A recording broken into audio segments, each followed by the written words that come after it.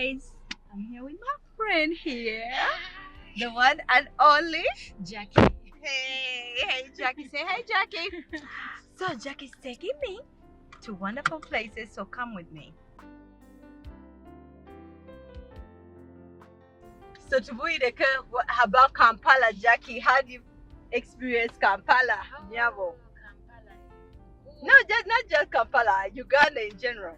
Uganda is good, but as long as you have a job, Yeah. and you have money coming in, and you have more than one source of income.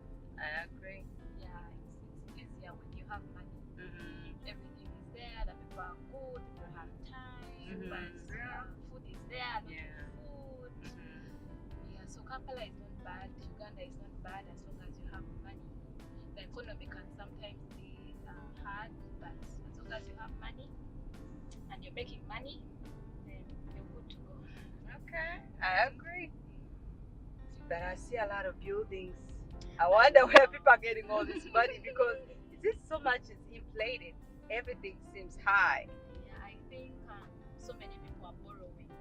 And once they borrow, they want to utilize the money to do something, especially commercial. They want something that will bring monthly income. Who doesn't want that? So most people are investing in buildings, either shops or rentals. Usually they are always, you always find a building, even if the space is very small. Someone want to put up a storage building so that they get as much as possible from it. I agree. Yeah. So that's why you see so many buildings. And by the people are no longer constructing bungalows, houses. You can't. It's hard to find bungalows. Yeah. Everyone, they would rather have a very tiny compound but have a very big structure on it. Yeah. I've seen that, and I wondered. That's why I wondered. I wondered where they were getting all the money to build all these skyscrapers. It seems. But someone takes a loan. Remember, you have to pay. The interest rates are high, so you can't afford to put up something small. You try as much as possible to put up something big that will bring in money, but utilizing small space. Yeah. Wow. So, how are the challenges with land, property, building construction, and whatnot? Challenges, like I've already mentioned, high interest rates. High interest rates, borrowing is hard, and most people are ignorant. Someone would rather go to a small microfinance institution, than going to a bank.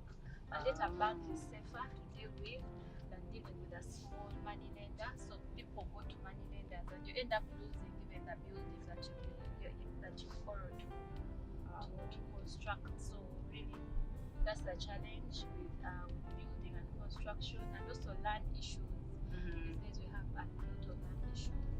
Usually people look for ways to grab land, like people are grabbing land is right at the center.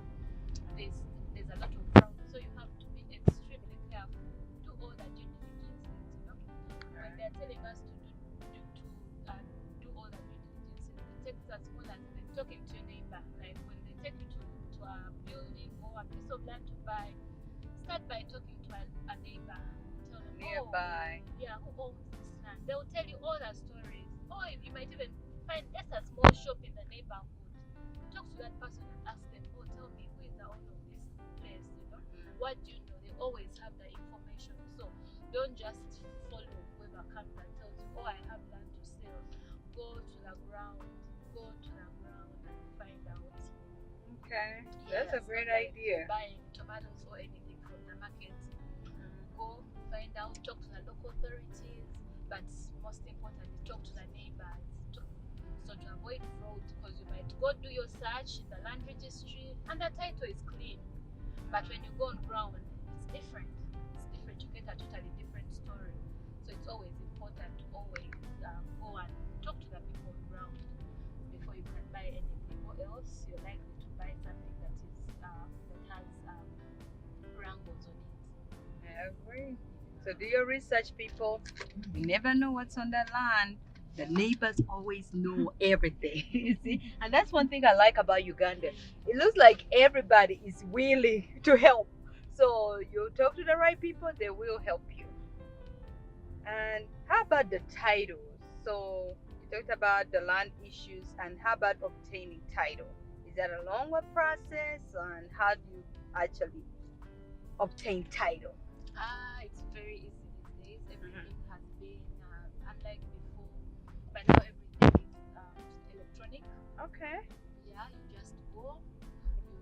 If you after you've seen the land, you've done all your due diligences, you've checked out the ownership. All you have to do is just sign a transfer form, pay the stamp duty. Usually there's a government valuer. There's always a government valuer who will Okay. give you the value of the land, and it depends on how much the land is. Then it's a percentage. Stamp duty is just a percentage of the value of the land that you Okay. pay. And you submit the transfer form. The transfer form contains a signature of the buyer and the seller. They give you the buyer, the seller gives you their national ID, also add your national ID, the buyer, and passport photos, and you submit to land registry after paying all the requisite fees, and the transfer will be done. All right, that's wonderful for the nationals. Now, how does that work for us, foreign nationals, who were previously nationals, but now we are not considered nationals anymore because we do not have an actual Ugandan ID or East African ID? For someone who was once a national, I would first of all request you to even apply for dual citizenship. Okay. Because if you do that, you'll get the national ID and you can purchase land in Uganda. Okay. But if maybe circumstances won't let you, you can always you can get a lease. You might not own land like other nationals. That's the exception. But the only thing you can acquire is a lease. I think most of you are familiar with leasing. It can be Yes. It can be for 40 years. It can be Correct. 39 years. You can Correct. acquire a lease if you're not a national. Okay. Yeah, so I just found out that nationals have a right to freehold, and as foreign nationals or foreigners we can have a leasehold, right?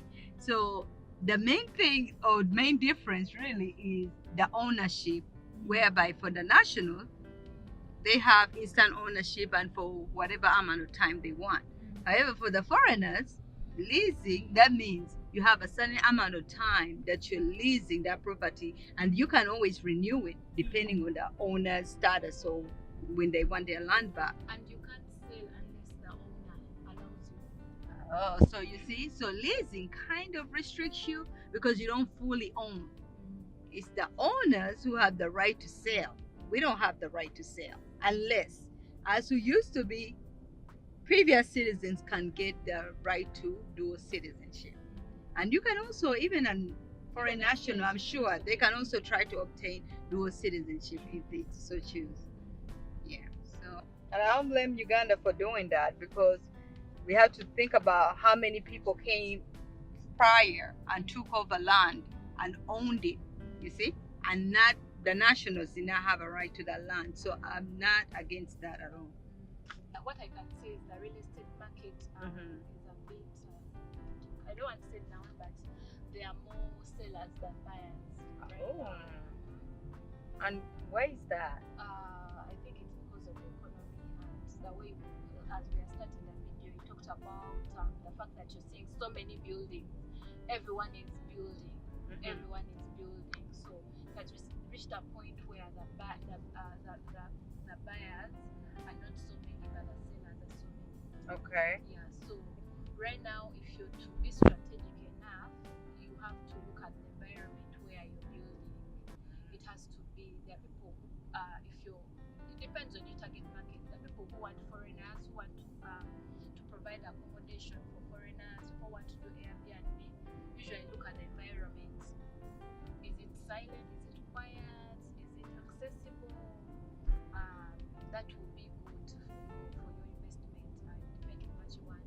And there are those that just want to have commercial, and to just have maybe shops, stores. There you have to make sure you're near the main road.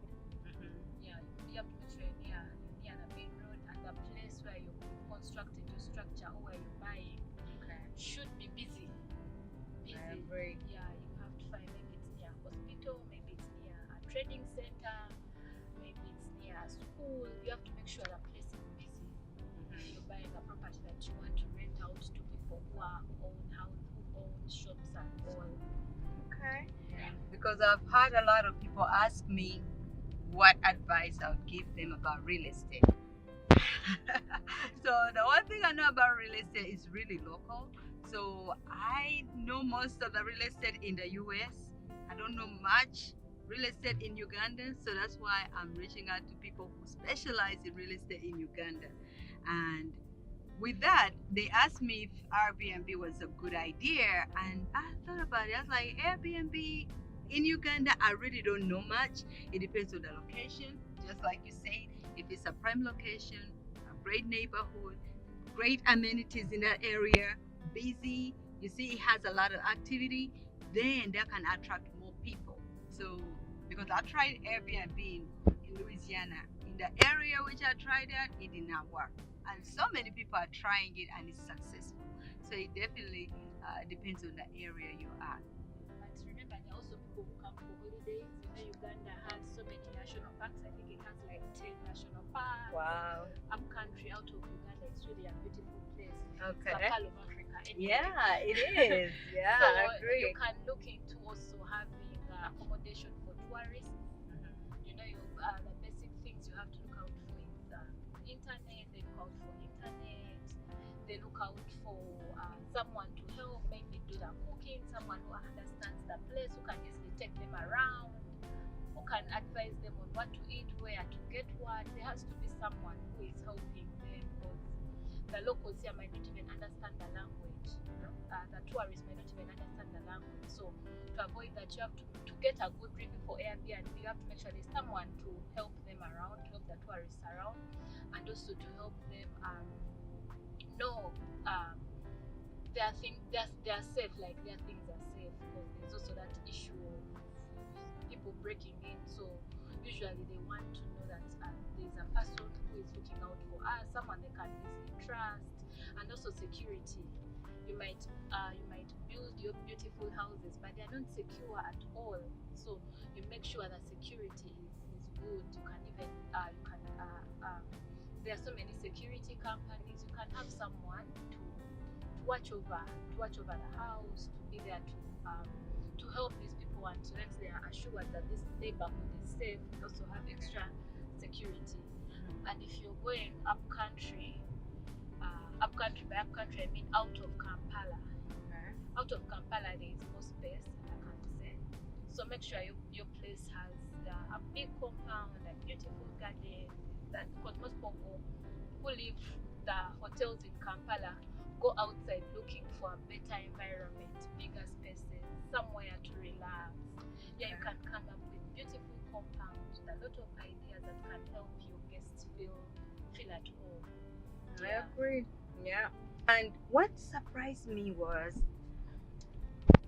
so many people are building wonderful and beautiful, luxurious properties in the rural areas versus in the city. Yeah. Yes.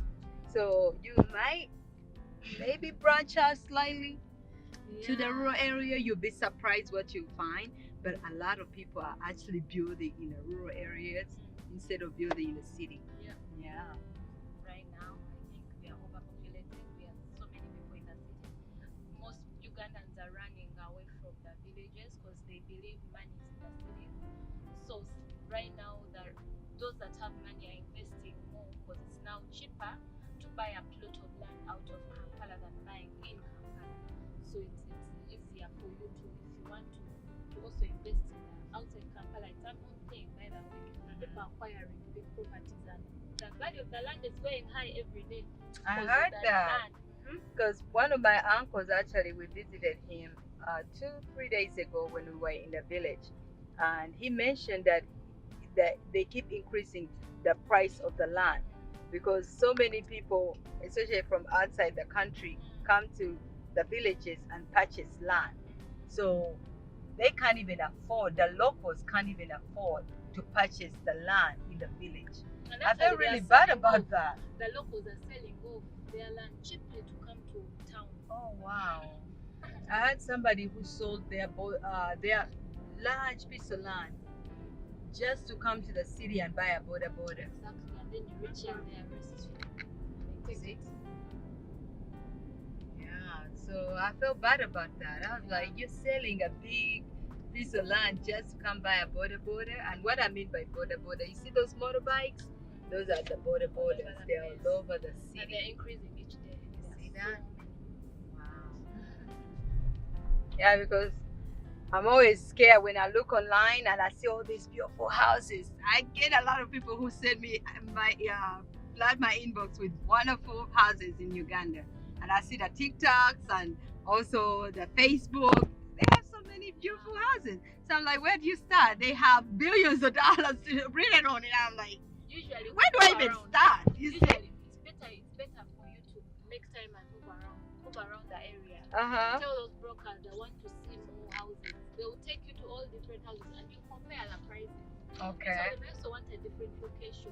Mhm. So it will be easy for you to get See the amenities. You can even use different brokers. Don't use the same broker because the same broker might know how much money you have and what he is. And they'll be like, okay, if she has maybe $20,000, I'll take them to a house of maybe $15,000 and I make my cut. So it's better you even use different brokers. So they don't compare know. the prices, then you make a choice. Got you. Okay. I'll definitely have to find out more about the process, especially when we meet the broker. Yeah, because it's interesting to me see the differences and compare, and also find out who pays those brokers. Because to us, it's been previously it was always the sellers who are actually paying the fees for the buyer's agents, but now they're changing that beginning August 15 in Louisiana. It's actually changing. And many other states, I believe, the federal mandate is that the buyer has to get their own representation. So I wonder who pays the representation Yeah, for. usually it's the seller that pays the broker. Because if you're selling and someone brings you a customer, So it's still the there's same, no written. okay? As far as it's not written, it's not a law or anything, but that's the practice. Okay, I would like to know which areas are good to actually have nice houses. The best houses are usually the areas these days.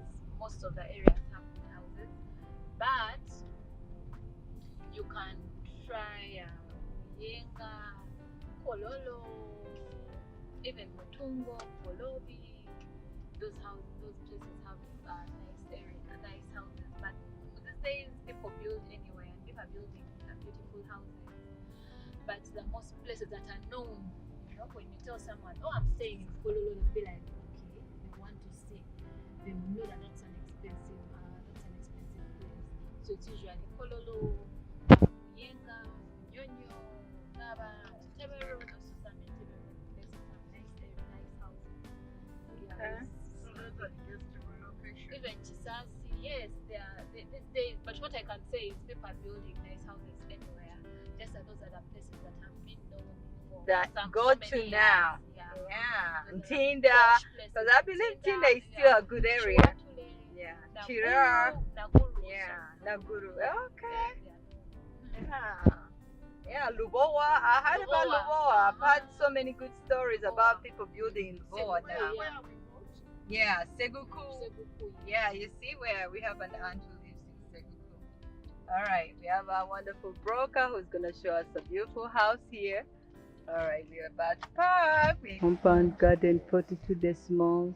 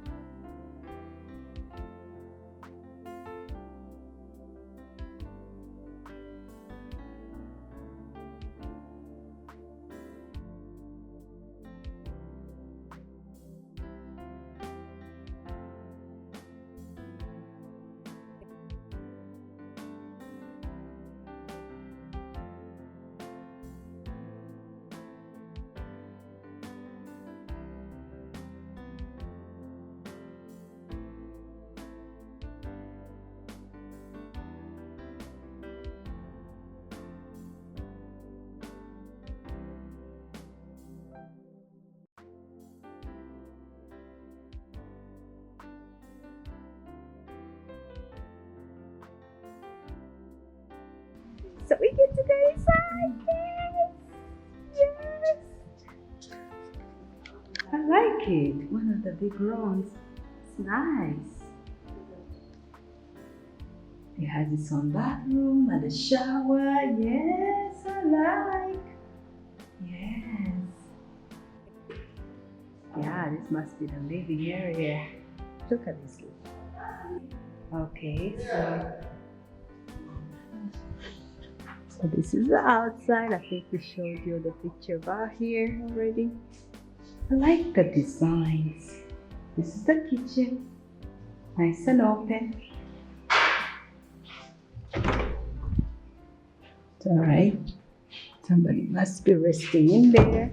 One of the rooms. And looks like another storage probably here. Or pantry because it's next to the kitchen. This is the former dining area. Nice. It's a big house. Wow.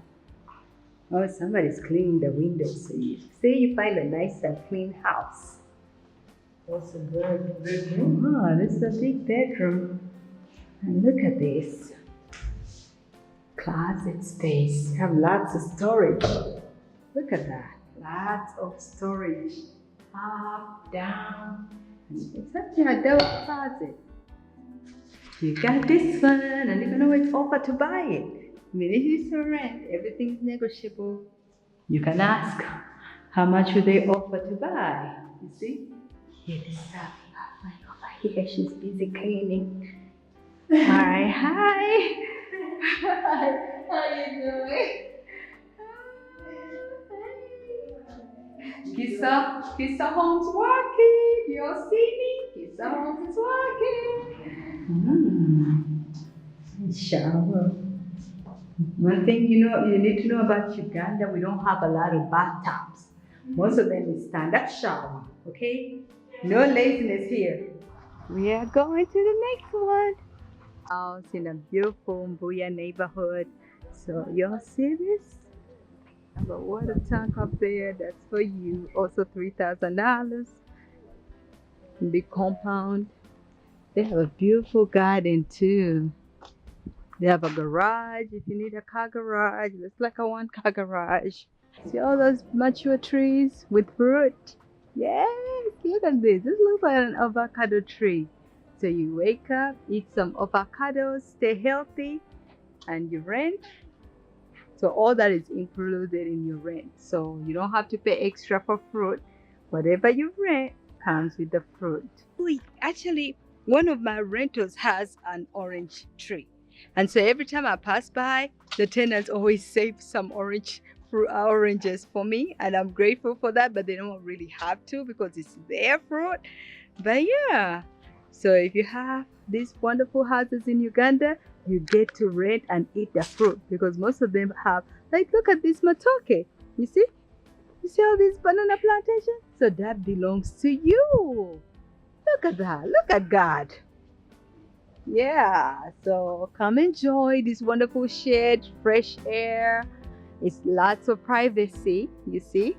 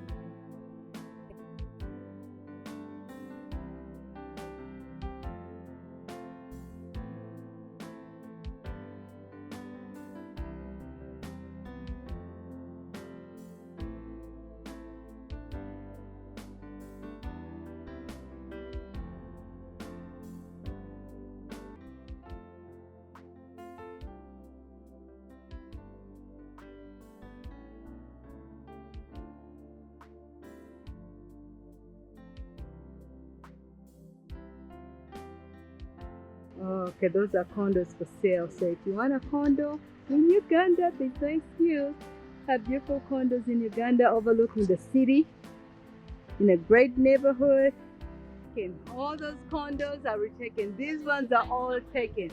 So except if somebody's selling.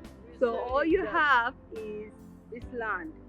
Not all you have. You do have more options with the houses and rentals we have going on, but over there you see that big building in the background. That's what they are constructing. But it's beautiful. But they already rebooked all those rentals. What? See up there?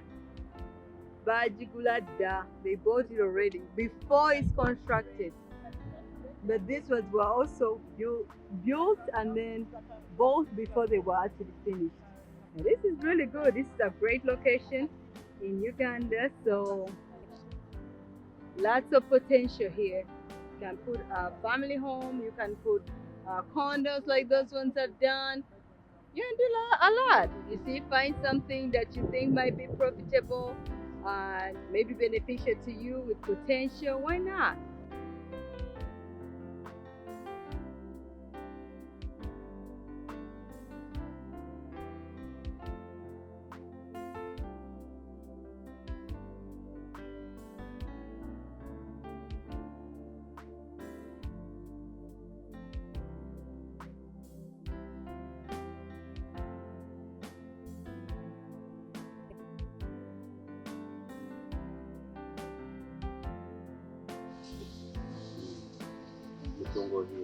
Say 500,000.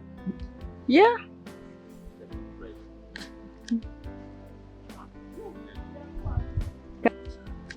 This is 57 decimal.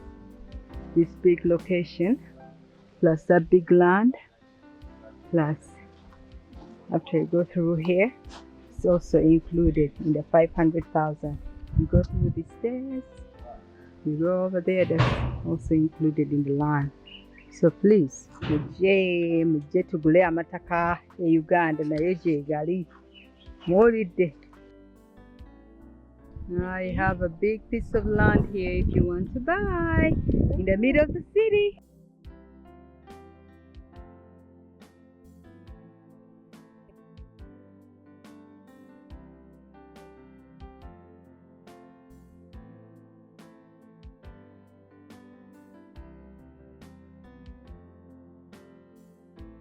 Lake. Look at the water. Look at the water way beyond us. Are we sure? Look. Beautiful. Solely high in the city. I like it a lot. I like it a lot. Gazebo. And then there's a big piece of land down there by the gazebo. Like a garden. One of your minor garden. Kids' rooms. A fireplace here if you wanna. Ooh, garden. And this all comes with it. So it is great. And then one thing I loved, you get to see the view of the city. Muri musite mwenyine muri wantu wano via city mukiraba via city. Hey, look at the city view. Yes. All right, now we're going inside, y'all. Wow, beautiful. Great living area. Say hi to Jackie. Hi, Miss Jackie. Wonderful living area, dining, nice and open.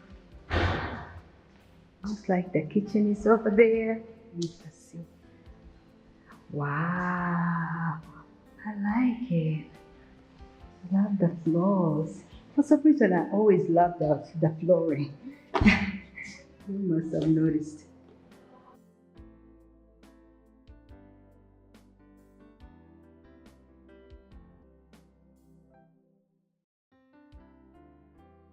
Yeah, where you can hang your clothes, stand up shower.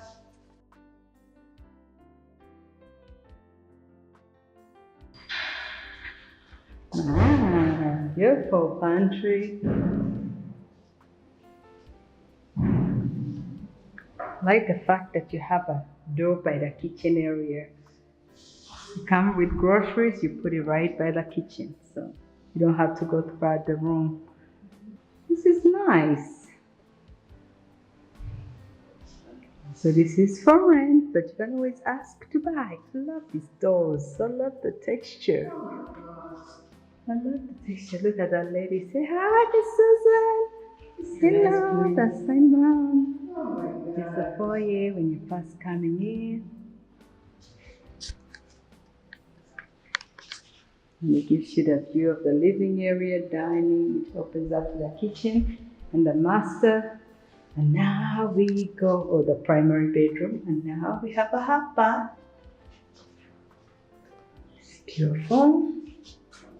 Hot bath here. And after the hot bath, we have, this looks like a closet. Oh.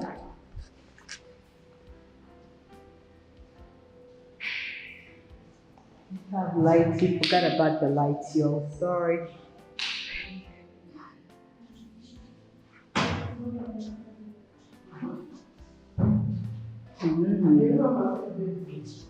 Stand-up shower.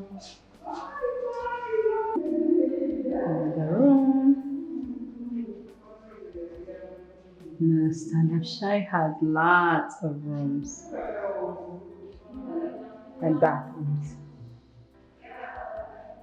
Lots of bedrooms and baths, and I like that because you need access to bedrooms and bathrooms. Thank you. This is big. This must be the primary bedroom. Beautiful. Okay. And then you have a stand-up shower as well.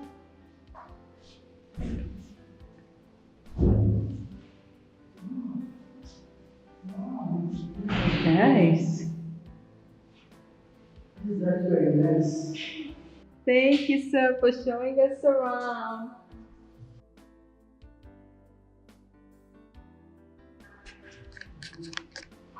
Look at that.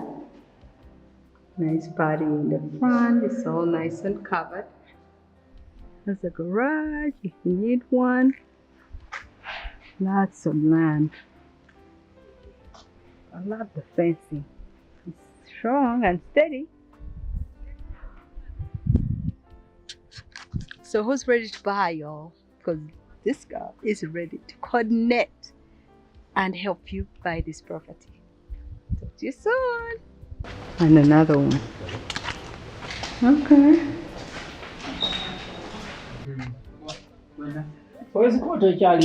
Hey, did you never? See, still had rent all these rooms out. If you live in the main room.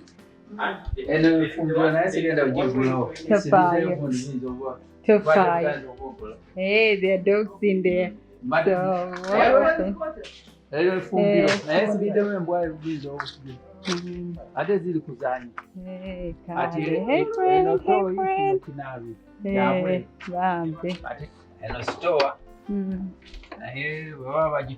Just storage.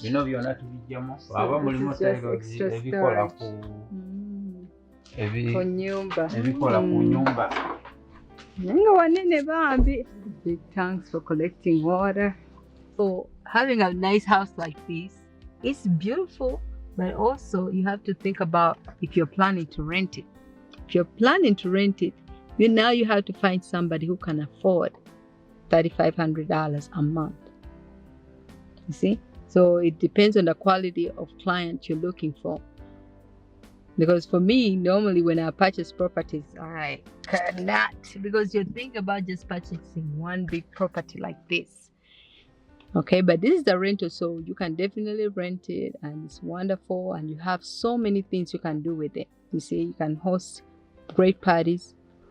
If you have a big family, everybody can have their own room. So it's wonderful in that, I guess, in that aspect. However, for some of us who are thinking about making sure that we maximize how many tenants we can have, we don't think about just one tenant. We think about as many properties as possible, and we can accumulate and also have less risk, you see. Because then if I have 10 tenants versus one big or great tenant, if 5 don't pay, at least I have 5. But of course, I'm not looking for 5 who are not going to pay. I want great 10 tenants. So yeah, that was the tip of the day.